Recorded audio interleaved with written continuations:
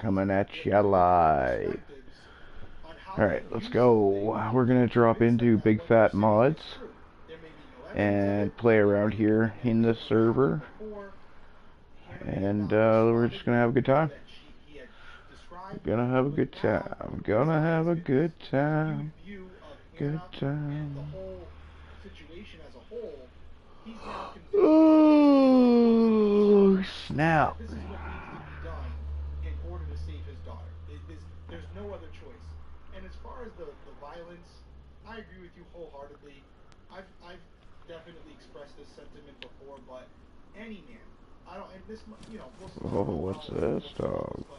Any man, what is this? On a woman, regardless of the situation, is just a petulant scumbag and a coward, and there's no justification for doing it. And just period. There's no other thing to say. You're a man and you put your hand on a woman, you are a scumbag. Period. So Jake automatically just can't stand the guy, and then on top of that, you take into consideration. Okay, so let's go. To put his hands on instead, what do we got here? Doubt what he's saying even more so, because the guys that do put their hands on women, as you alluded to, will find a way to justify it. Oh, she hit me first, or she's a, you know, she did this, she brought it on herself. That's just typical abuser talk. That's what they do. And they're not just doing it for you, by the way. They're doing it for themselves. Because at the core, they know they're a scumbag. Yeah, and the narcissist public perception is so important to them. They need to be seen as like a good person. They need to be seen as this person that they're projecting. Using a visa. And so that school. I'm 10 years old and I took a shit for it. Visa. Tell them that bitch is cool. When I found out what it was over, I thought 10 years old. Do. Fuck it, it was something to do. Fuck it, it was something to do.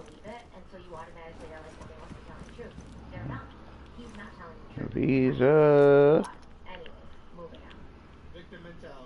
Let's go. This one. Let's go. This one. You know what? Before we continue on, we're going to finish the episode. Let's take our last break. We'll be right back.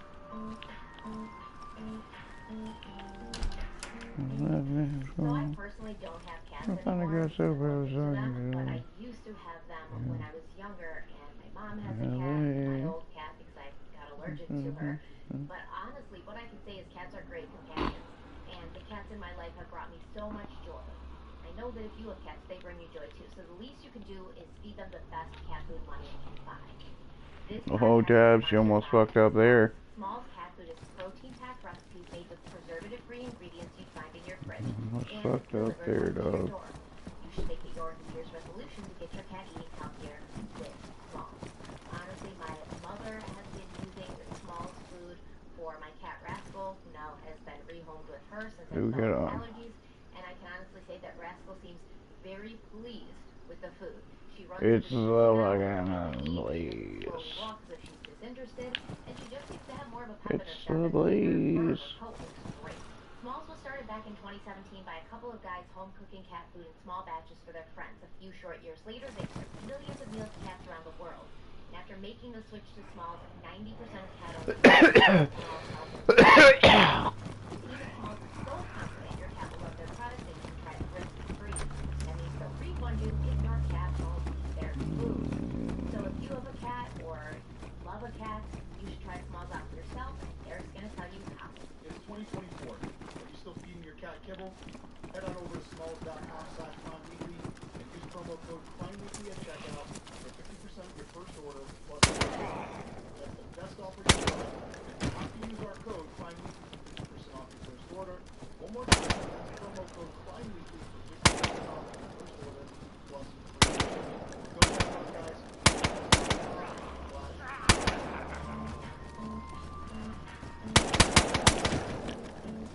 Power up your life with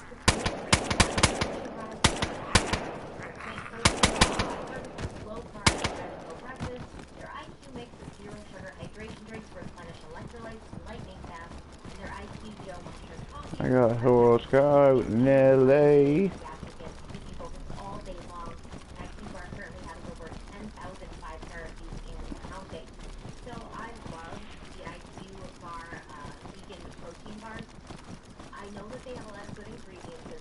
Oh, the trading post. What's going on, guys? It's your boy Shirtless Motherfucking P. And we coming at you live.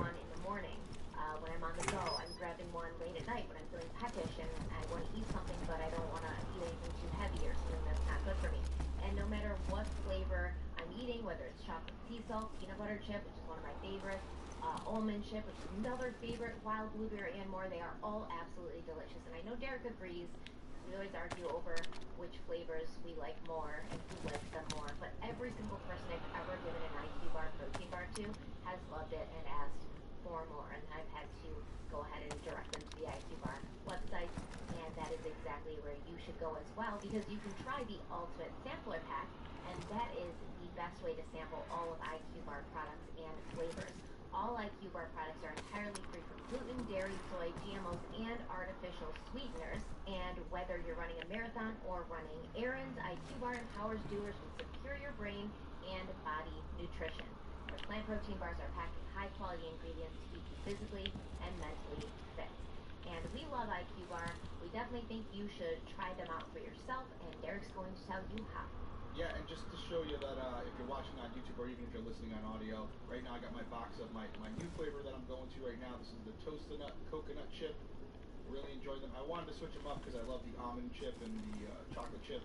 So this is a little different. I'm not necessarily a huge coconut person, but I love these. I'm already killing the box. I already had one today. Might have a second one. We'll see how this episode goes. Guys, now's the time to go check them out. Refuel smarter with IQ Bar's Ultimate Sampler Pack. That's 7 IQ bars, 4 IQ mix sticks, and 4 IQ Joe sticks. And now our special podcast listeners and viewers can get 20% off all IQ Bar products, plus get free shipping. To get your 20% off discount, just text weekly to 64,000. Go get your discount. That's weekly to 64,000. One more time, text weekly to 64,000. Message and data rates may apply. See terms for details.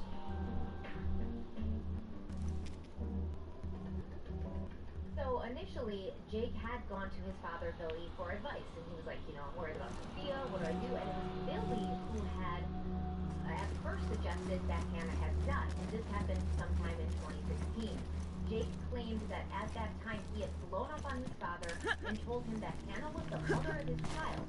But eventually, Jake came around to the idea. Oh shit, there's more shit up here? No other way. When Jake finally agreed to the plot, Billy told him they would also have to kill Hannah's father, Chris Roden Sr., her older brother Frankie, and her uncle Ken, because if they left them alive, they would come after Billy like, quote, a sniper on a hill, end quote.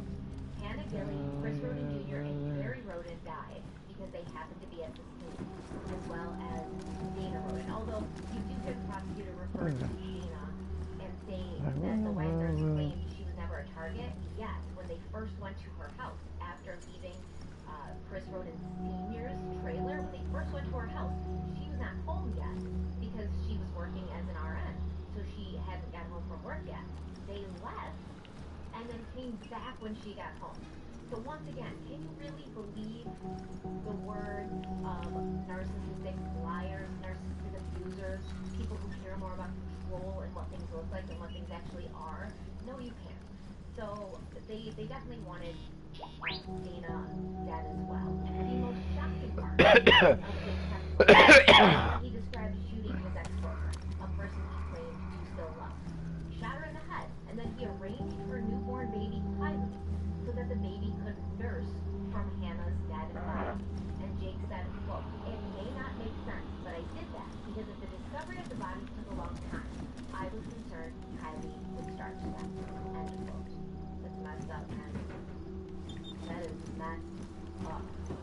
Angela Wagner would have a few details to add to the expanding narrative, but first, let's hear from Angela's half-brother, Chris Newcomb, who is 20 years younger than his sister, so he grew up closer to her sons, Jake and George. Can you tell us the kind of dynamics between your sister Angela and her two sons, Jake and George? How would you describe that relationship? On her part, controlling is not get out. Tell me about that. Dude, this is so sweet. That's so fucking sweet, dude. Can you tell us what her relationship was like with Billy?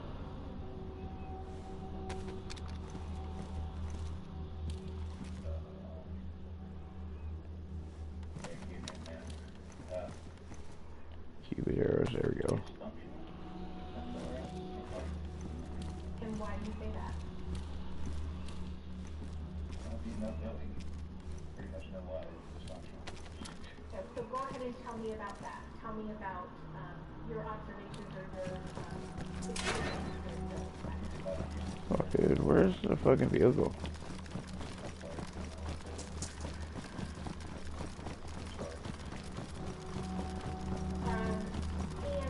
And why do you say that specifically? Lazy, didn't do nothing, always on his mouth, always scheming in some way or another. Grinding his teeth on recognition. Making my brother not great. Can you tell us, regarding Jake and George, was George, As his little brother.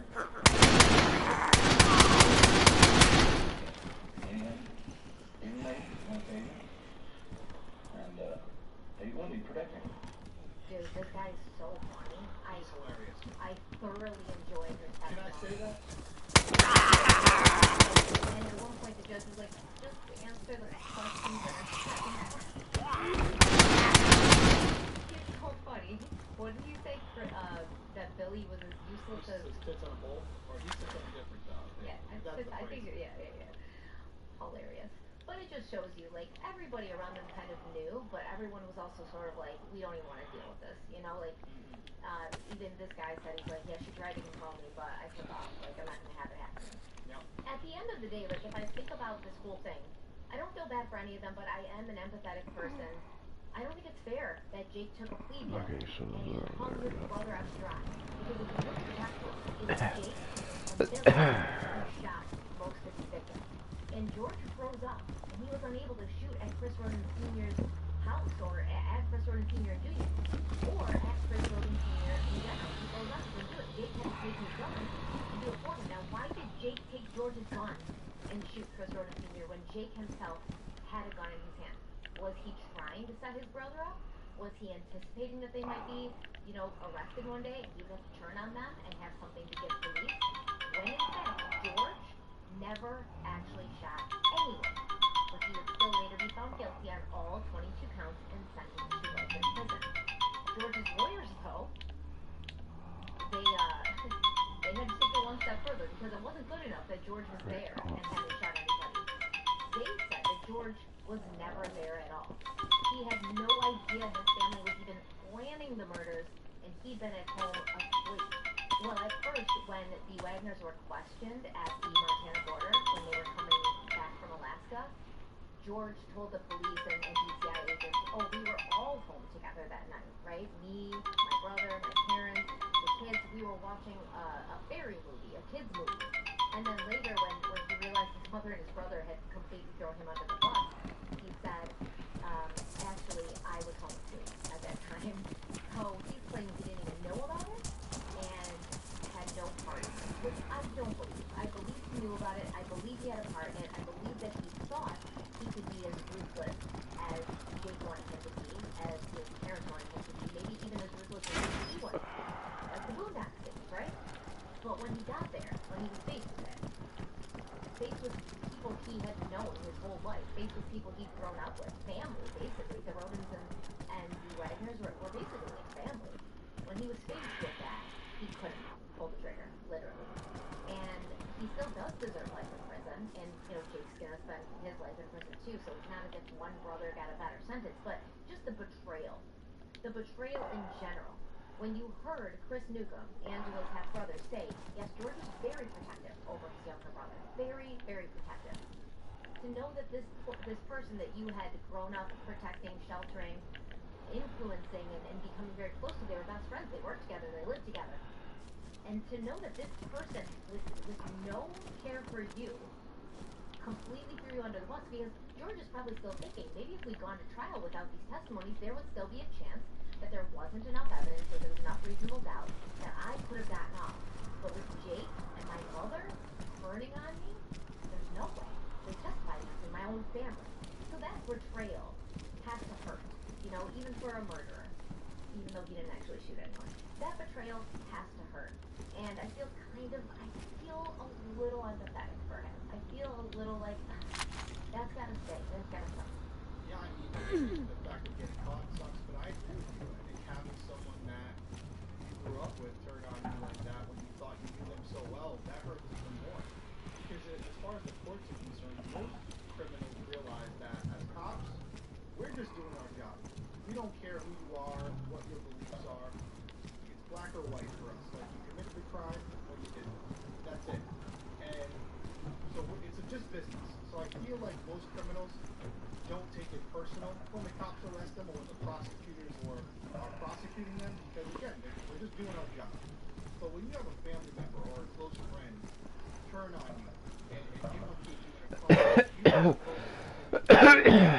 you're supposed to go until the wheels fall off. And in reality, the crime that you were doing for the guy that ultimately rolled on you, that's gotta sting. It's gotta sting. But like you said, Thought I was going to be able to get boards there, but they didn't have any boards or planks. This is what they know. And yeah, to look across from you and realize that the person who's really burying you is your own blood, that's a tough one. But I get what you're saying. You don't like actually feel bad for him, but that's how this goes. When we come in as investigators, you guys have a solid pact with each other. They're too smart, too loyal to get caught. We get in there and we create those cracks. We get you in a room, we separate you, we start dropping the hammer on you. We're gonna see how loyal you really are. That's our job. And our job is to separate and turn you against each other. Some people don't like to say it, but that's fair game. We're gonna lie to you, we're gonna use truth. We're gonna get you to believe that you're in your best interest. Get yourself a good deal. Once they take theirs, they're done. The deal's off the table. And it doesn't always happen, but there are times where those people will say, and this is where you end up. So, part of the game. You don't want to be in this situation. Don't conspire to kill a murderer. And you don't have to worry about it. Yes, exactly. And I mean, once again, I think you can tell when we are going to hear him talk. They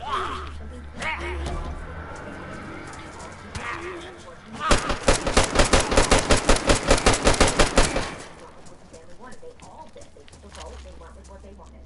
Yeah. So, I don't know. It's unfortunate. Yeah, sorry, George, but you are what you deserve. You are right where you need to be.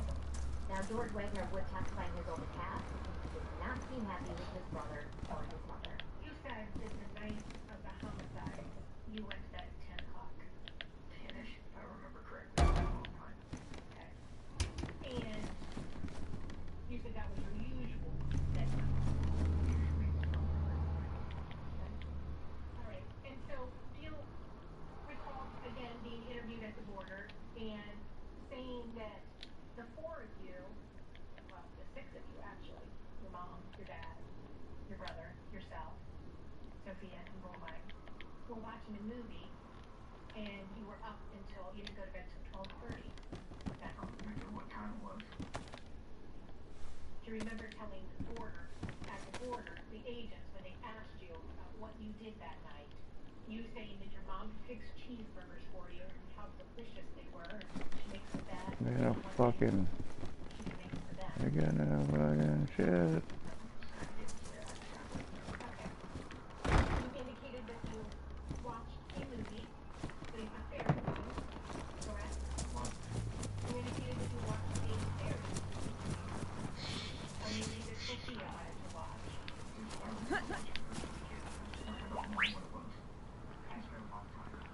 And you indicated that that is when you're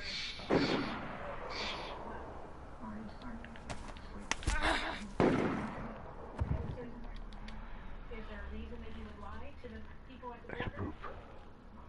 Gots to poop.